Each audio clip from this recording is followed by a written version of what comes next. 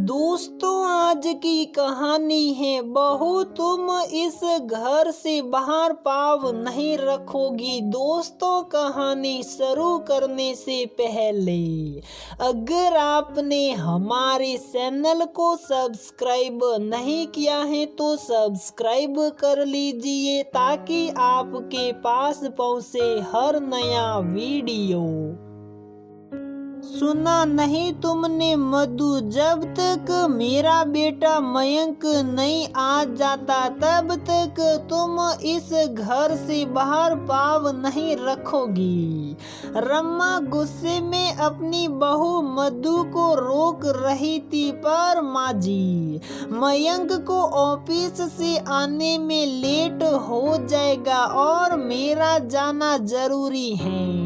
घर पर मेरी छोटी बहन को देखने के लिए लड़की वाले आ रहे हैं। इस वक्त मेरी माँ को मेरी बहुत जरूरत है। मिन्नतें करते हुए मधु ने कहा। रामा देवी ने कहा, ये तो तेरी माँ का रोज रोज का तमाशा है। कभी इस बहाने से कभी किसी और बहाने से वहाँ तुझे रोज बुलाती रहती है। कैसी माँ है तेरी जो तेरी गृहस्थी नहीं बसने दे रही है। जैसे ही मधु अपने पति मयंक को फोन करती है, वैसे ही रमा देवी भी मधु की माँ को फोन मिला देती है। वहाँ उन पर अपनी बेटी का घर तोड़ने का इल्जाम लगाती है और मधु की माँ को भला बुरा कहते हुए फोन रख देती है। ये कहानी है रमा देवी, बेटे मयंक, बहू मधु और बेटी कोमल कि जब से रमा देवी ने अपने बेटे की शादी की तब से ही उन्हें लगने लगा है कि उनका बेटा पराया हो गया है। वह सोचने लगी, जब तक मैं बेटी बहू के अंदर फूट डालने का काम नहीं करती तब तक मैं चैन से नहीं बैठूंगी। उनकी अपनी बेटी कोमल उनसे ज्यादा अपनी भाभी मधु के करीब है। मधु एक कॉरपोरेट में जॉब करती है और वहीं उसे पता चलता है उसका एक जूनियर राहुल उसकी ननद कोमल को बहुत पसंद करता है। राहुल और कोमल दोनों ने इकट्ठे पढ़ाई की थी और तब से ही वे एक दूसरे को पसंद करते थे। कोमल ने ये बात मधु को बताई और भाभी से कहा, अब आप ही इस रिश्ते के लिए कुछ कर सकती हो भाभी। माँ कभी नहीं मानेगी। राहुल और उसके मम्मी पापा तो आपके घर आते जाते रहते हैं। आप उनसे मेरे रिश्ते की बात करिए। आज राहुल और उसके माता पिता कोमल को देखने के लिए मधु के घर आ रहे थे। इधर रमा देवी ने मधु को जाने नहीं दिया। उधर से कोमल पार्लर होती हुई अपनी भाभी के मायके चली जाती है। इन सब बातों से अनजान मयंक भी मीटिंग खत्म होने के बाद मधु के मायके चला जाता है। ससुराल जाकर देखता है कि घर में सब लोग हैं किंतु उसकी पत्नी मधु ही नहीं है। ये देखकर वह हैरान हो जाता है और अपना फोन निकालता है। ओहो, फोन की तो बैटरी डाउन है। मैं जल्दी से लैंडलाइन से फोन मिलाता हूँ। जैसे ही मयंक फोन मिलाने लगता है, मधु की मम्मी आकर मयंक से मधु को ना बुलाने के लिए कहती हैं। इधर मधु की मम्मी सब कुछ संभाल कर कोमल को अपनी बेटी की तरह राहुल के मम्मी पापा से मिलवाती हैं।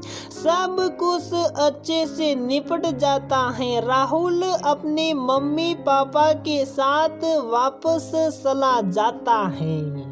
जैसे ही वे लोग जाते हैं, कोमल रोते हुए अपने भाई को सारा किस्सा बताती है और दोनों भाई बहन अपनी मम्मी के गलत व्यवहार के लिए माफी मांगते हैं। मयंक कहता है, मम्मी अगर मेरी मम्मी इंटरकास्ट मैरिज की विरोधी ना होती तो आज आपको ये सब नहीं सहना पड़ता। बहन की खुशी के लिए हमने मिलकर ये कदम उठाया था, पर मैं नहीं जानता था कि मेरी माँ इस कदर बिना बात को जानते हुए अपनी नाराजगी जाहिर करेगी। मधु की मम्मी अपनी बेटी की खुशी के लिए सब कुछ सहकर अपने दामाद और अपनी बेटी की ननद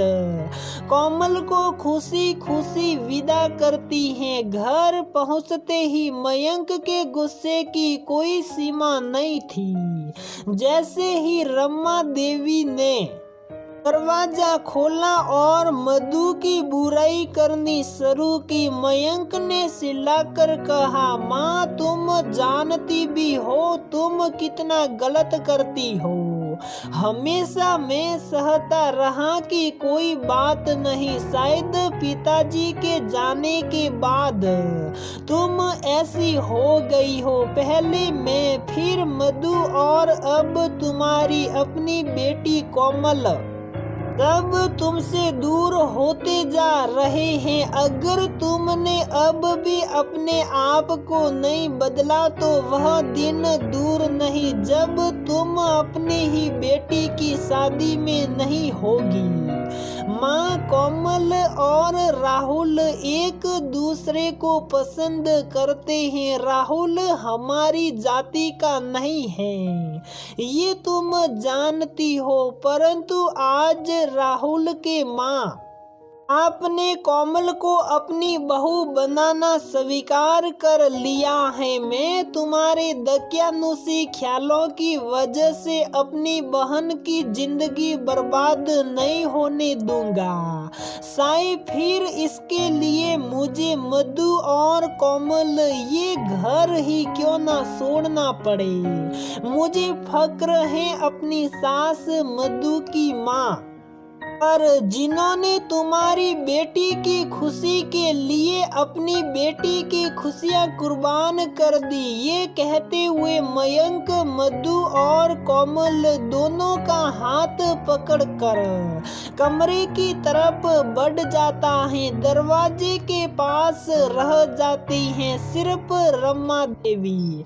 उनका अकेलापन, अपने बच्चों से बिछड़ने का डर और उनके विचारों में घूमते हुए कुछ प्रश्न। दोस्तों, क्या मयंक ने ठीक कदम उठाया? क्या एक सास माँ नहीं होती?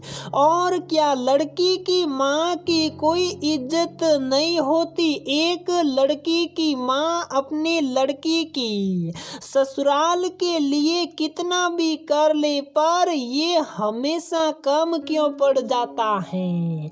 तो दोस्तों, हमारी ये कहानी यहीं पर समाप्त होती है। अगर आपको हमारी ये कहानी पसंद आती है तो प्लीज वीडियो को लाइक करें, शेयर करें और हमारे चैनल को सब्सक्राइब जरूर करें।